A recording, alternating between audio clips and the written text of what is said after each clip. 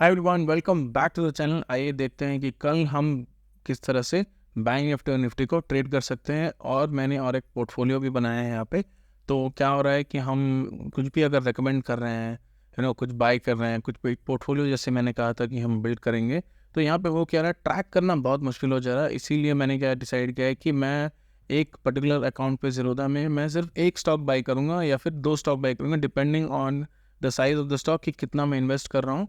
For example, अगर मैं 5 lakh invest कर रहा हूँ और 1 लाख इन्वेस्ट कर रहा हूँ, जो भी है, तो मैं एक ही दूंगा उसको। अगर मैं 1 लाख की जगह या 5 लाख की जगह 10 लाख या फिर 2 लाख उसमें इन्वेस्ट कर रहा हूँ, तो वो डबल इन्वेस्टमेंट होगा। तो मैं दो स्टॉक्स बाय करूँगा। Like that you will get to know कि कैसे इन्वेस्टमेंट चल रहा है और कितने परसेंटेज रिटर्न है। आप अपने हिसाब से इनमें इनमें इन्वेस्ट करिएगा। आप थोड़ा स्टडी करिएगा इन्वेस्ट करने के पहले। लेकिन वो पोर्टफोलियो मैं बिल्ड रहा हूँ, इसी मैं बिल्ड कर रहा हूँ। इसीलिए मैंने बोला था कि 1 रुपये पोर्टफोलियो जो हम उसे बुला रहे हैं, इसीलिए बुला रहे हैं कि वन पोर्टफोलियो अगर बोल रहे हैं, क्योंकि मैं एक ही स्टॉक बाई करूँगा उस पर्टिकुलर शेयर की, उस पर्टिकुलर कंपनी की। और यहाँ पे हम ये डिसाइड करेंगे कि क्या वो कंपनी सच में प्रॉफिटेबल थी या क्या वो शेयर जो हमने खरीदा था कि सच में प्रॉफिटेबल था या नहीं। वो डिसाइड करने के लिए हम बस एक स्टॉक बाई करेंगे और हम यहाँ पे परफॉर्मेंस चेक करेंगे ओवरऑल पोर्टफोलियो की। मैंने दूसरे डिपेंडिंग ऑन योर कैपेसिटी आप यहाँ बाई कर सकते हो। अगर आपको लगता है कि आप 5 बाई कर सकते हो, 5 करो, 5,000 कर सकते हो, 5 करो। लेकिन यहाँ पे डेमोन्स्ट्रेशन पर्पस में एक ही स्टॉक बाई कर रहा हूँ। पहले देखते हैं कि कल हम किस तरह से ट्रेड करते हैं बैंक निफ्टी और निफ्टी को। तो आज का प्लान ये था कि आज बैंक निफ्टी को हम सेल करेंगे आज, और कल भी हमने ये सोच रहा था कि किसी न किसी पॉइंट पे हमें एक सेलिंग देखने को मिलेगी, लेकिन यहाँ पे हुआ नहीं। जैसे कि कल हमने बात किया कि यहाँ पे एक पहला रेजिस्टेंस लिया, दूसरा, और फिर ये तीसरा रेजिस्टेंस यहाँ पे ले चुका है। तो अगर ये इसके ऊपर निकलता है तो छोटा सा आप स्टॉप लॉस रख के आप यहाँ पे इसको राइट ज़रूर करिएगा, इसको मिस मत करिएगा। लेकिन फर्स्ट हाफ में क्या हुआ, बहुत कन्फ्यूजन था, यहाँ पे कोई क्लियर पैटर्न नहीं था। और उसके बाद एक सडन पंप आया, तो यहाँ पे मैक्सिमम लोगों ने शायद यहाँ पे कैप्चर नहीं कर पाए होंगे। तो देखते हैं कल हम इसको किस तरह से ट्रेड कर सकते हैं। अगर आप देखो, फिलहाल यहाँ पे तो एक क्लियर रेजिस्टेंस हमें दिख रहा है, विच इज़ अराउंड 54,500 के आसपास एक रेजिस्टेंस हो सकता है, क्योंकि एक राउंड नंबर है और मार्केट 500 और 1000 के आसपास जो भी राउंड नंबर्स होते हैं उन पे थोड़ा रेजिस्टेंस लेता है। तो मार्केट आज ऊपर तो गया, लेकिन एक सडन रेजिस्टेंस लेके नीचे की तरफ आ गया। तो अराउंड 480, 490, 470 के आसपास से रिटर्न आ गया। तो कल हम क्या करेंगे, कल हम वेट एंड वॉच करेंगे। अगर किसी भी पॉइंट पे मार्केट ये जो अपना कैंडल का जो कैंडल का जो क्लोजिंग है, यहाँ पे हाई नहीं, ये जो क्लोजिंग है, अगर आप देखो, सॉरी, ओपनिंग है, यहाँ कैंडल का जो ओपन हुआ था, यहाँ पे इस एरिया पे अगर आप देखो अराउंड 54,400 के आसपास है। तो अगर मार्केट कल गैप अप खुलता है, थोड़ा सा फ्लैट खुलता है, किसी भी केस में यहाँ पे जब ये 54,400 क्रॉस करेगा, तब यहाँ पे हम एक ट्रेड इनिशिएट करेंगे। और जो हमारा स्टॉप लॉस होगा वो अराउंड 100 पॉइंट्स का होगा, और जो हमारा टारगेट होगा वो 1:2 का होगा। तो यहाँ पे कल के दिन अगर गैप अप खुलता है या फिर फ्लैट खुल के ऊपर की तरफ जाता है, 400 क्रॉस होते साथ ही हम यहाँ पे एक ट्रेड इनिशिएट करेंगे। 1:2 का हमारा टारगेट रहेगा, 100 रुपये का स्टॉप लॉस और 200 रुपये का हमारा 200 पॉइंट्स का हमारा टारगेट रहेगा। अगर मार्केट से गैप डाउन खुलता है तो होगा क्या, यहाँ पे जो रेजिस्टेंस थी, हो सकता है कि मार्केट अब यहाँ से इसको सपोर्ट की तरह ट्रीट करे। तो अगर मार्केट फ्लैट खुल के नीचे आता है या फिर गैप डाउन खुलता है, तो यहाँ पे हो सकता है 54,100 तक या 54,000 तक भी आ जाए। लेकिन यहाँ से इस एरिया जो है, इस एरिया को अब एक सपोर्ट की तरह ट्रीट करेगा मार्केट। तो हो सकता है मार्केट इस एरिया में आए और इस एरिया से आके ऊपर की तरफ निकल जाए। तो यहाँ पे थोड़ा कॉशियस रहेगा। अगर आप इनिशियली सेल कर पा रहे हो, for example let me remove this, for example let's say इस एरिया को आप वेट कर रहे हो कि इस एरिया में कहीं ना कहीं मार्केट आके एक सपोर्ट लेगा। अगर मार्केट फ्लैट खुलता है या फिर छोटा गैप अप खुलता है, लेट्स से 50 पॉइंट का, और यहाँ पे आप सेल कर पा रहे हो, जो आपका स्टॉप लॉस है वो 100 पॉइंट्स का है और आपका जो टारगेट है वो 200 पॉइंट्स का, अगर इस तरह मेजर करके 1:2 आप यहाँ पे सेल कर पा रहे हो, मार्केट नीचे आ रहा है, तब आप एक अच्छे पोजीशन में हो। लेकिन अगर आप let's say for example market एक बड़ा गैप डाउन खुल जाता है या फिर फ्लैट खुल के पहले ही कैंडल में वो 54,100 के आसपास आ जाता है, तो यहाँ पे और सेल मत करिएगा, क्योंकि मार्केट ऑलरेडी सेलिंग की तरफ बहुत जा चुका है। और यहाँ पे हो सकता है कि एक रिकवरी आ जाए और यहाँ पे आपका जो स्टॉप लॉस है वो हिट हो जाए। तो यहाँ पे अगर आप इनिशियली सेल कर पाओगे दिन के स्टार्टिंग में ही, अगर आपको एक सेलिंग का मार्केट दिखता है और आप सेल कर पाते हो, तब यहाँ पे एंटर करिएगा। लेकिन अगर आप लेट हो चुके हो तो सेलिंग के साइड छोड़ दीजिएगा कल के एक दिन, क्योंकि यहाँ पे हो सकता है कि मार्केट इस एरिया में आए और यहाँ से जैसा कि मैंने कहा रिवर्स हो जाए। तो मार्केट में ट्राई करिएगा गैप अप कहीं या फिर ऊपर की तरफ जो कॉल साइड ही ट्रेड थोड़ा करे, क्योंकि वहाँ थोड़ा कॉन्फिडेंस ज़्यादा लग रहा है। बात करें निफ्टी की, तो निफ्टी का चार्ट बहुत बुरा दिख रहा है इन केस ऑफ बाइंग। अगर आप एक बायर हो तो इस तरह के चार्ट में बहुत लोग बाइंग नहीं करना चाहेंगे, क्योंकि यहाँ पे इवन दो डेली चार्ट पे भी अगर आप देखो तो मार्केट में एक बुलिशनेस है, बहुत क्लियर है, लेकिन मार्केट बहुत एग्रेसिव है। मार्केट ऊपर गया, वेट किया और फिर से ऊपर की तरफ जा रहा है। तो कहीं ना कहीं ये जो पुल बैक है ये मार्केट में आना बाकी है, लोग इसी के लिए थोड़ा वेट कर रहे हैं, लेकिन market continuously all time high मारते हुए निकल रहा है। तो यहाँ पे कहीं किसी भी पॉइंट पे हमें ब्रेकडाउन जो है यहाँ पे मार्केट होता हुआ नहीं दिख रहा है।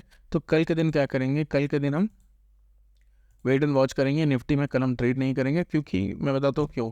क्योंकि फॉर एग्जांपल लेट से आपने बाई करने का सोचा या फिर सेल करने का सोचा किसी भी पॉइंट पे, फॉर एग्जांपल आप बाई करने बैठे हो, तो कल होगा क्या, मार्केट अगर इस पॉइंट के ऊपर निकलेगा तो आपको लगेगा कि जिस तरह बैंक निफ्टी का एनालिसिस हुआ उस तरह भी हम इसको एक स्टॉप लॉस लेंगे। एक हो सकता है 50 पॉइंट का स्टॉप लॉस लेके 100 पॉइंट का हमें टारगेट लेंगे। तो लेकिन होगा क्या, मार्केट जैसी गैप अप खुलेगा फॉर एग्जांपल, तो गैप अप खुलने के बाद जिन जिन लोगों ने भी इस एरिया में खरीदा होगा उन सबको प्रॉफिट दिखा रहा होगा। और कल फ्राइडे है तो हो सकता है कि लोग अपना पोजीशन कैरी फॉरवर्ड नहीं करना चाहते होंगे मंडे के दिन, तो लोग यहाँ पे सेल करना शुरू करेंगे। तो और मार्केट क्या होगा, धीरे धीरे मार्केट नीचे की तरफ आने लगेगा और इसी एरिया में कहीं ना कहीं घूमता रह जाएगा। तो आपका जो प्रोपोजिशन है उसके स्टॉप लॉस हिट हो जाएंगे। तो यहाँ पे क्या आपको करना चाहिए, यहाँ पे आप वेट एंड वॉच करो। अभी निफ्टी में अगर आप let's say for example buying का सिनेरियो आपने देखा कि बाइंग में जिन लोगों ने नीचे 26,000 के नीचे परचेस किया होगा या फ्यूचर अगर सेल बाई किया होगा, तो यहाँ पे लोगों को अच्छा प्रॉफिट हो रहा होगा और यहाँ पे लोग अपने पोजीशन जो है वो स्क्वायर ऑफ करने की कोशिश करेंगे, क्योंकि एक अच्छा प्रॉफिट एमटीएम उन्हें दिख रहा होगा और वो मंडे तक कैरी फॉरवर्ड करना नहीं चाह रहे होंगे। लेकिन लेट्स से अगर मार्केट गैप डाउन खुला तो आप क्या कर सकते हो, 26,200 के ऊपर के कॉल सेल कर सकते हो। क्योंकि होगा क्या, अगर मार्केट गैप डाउन खुला तो जितने भी लोगों को यहाँ पे प्रॉफिट दिखा रहा था उन्हें अब प्रॉफिट कम दिखने लगेगा। यहाँ पे ऑफकोर्स ज़्यादा भी दिखेगा तो प्रॉब्लम है, लेकिन अगर प्रॉफिट कम भी दिख रहा होगा तो वो सोचेंगे कि जितना प्रॉफिट है उतना बुक कर लिया जाए।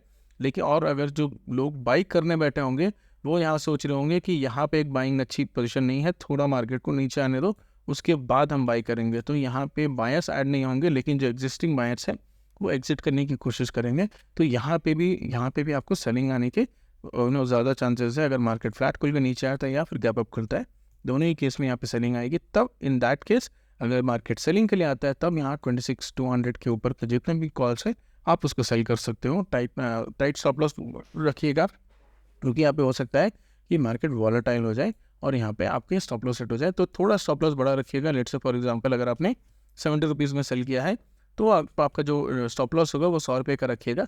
लेकिन यहाँ पे आपका जो प्रॉफिट होगा वो 1:2 नहीं आएगा, क्योंकि यहाँ पे एक्सपायरी अभी थोड़ी दूर है।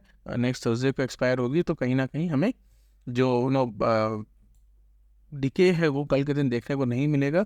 तो उसको माइंड में रखें ही आप सेल करिएगा, क्योंकि बहुत ज़्यादा प्रॉफिट होगा नहीं।